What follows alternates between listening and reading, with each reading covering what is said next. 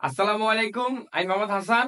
আজকের ভিডিওতে আমি আপনাদের দেখাবো কিভাবে নতুন নিয়মে বিকাশ অ্যাকাউন্ট থেকে পল্লী বিদ্যুৎ পরিশোধ করবেন আপনার হাতে থাকা মোবাইল ফোন দিয়ে।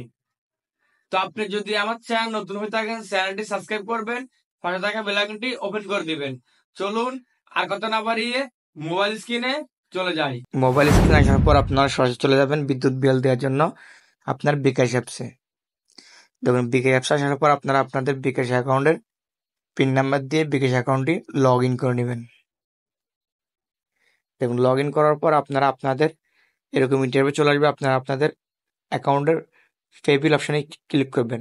পেবিল অপশানে ক্লিক করার পর আপনারা যদি আগে থেকে এরকম সেভ করা থাকে আপনাদের অ্যাকাউন্ট নাম্বার, মানে বিলের অ্যাকাউন্ট নাম্বার, সেক্ষেত্রে আপনি এখানে ট্যাপ করবেন।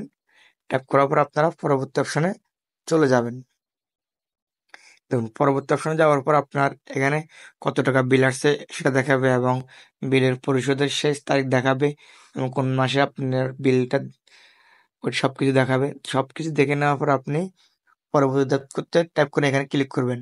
এখানে ক্লিক করার পর আপনার বিকাশ অ্যাকাউন্টের পিন নাম্বারটি দিয়ে নেবেন। আমি আমার বিকাশ অ্যাকাউন্টের পিন নাম্বারটি দিয়ে নিচ্ছি এবং পিন নাম্বারটি দিয়ে নেওয়ার পর আপনি কনফার্ম করে এখানে ক্লিক করবেন। কনফার্ম করে এখানে ক্লিক করার পর আপনাদের বিকাশে ট্যাপ করে ধরে রাখবেন। আমি ট্যাপ করে ধরে রাখছি।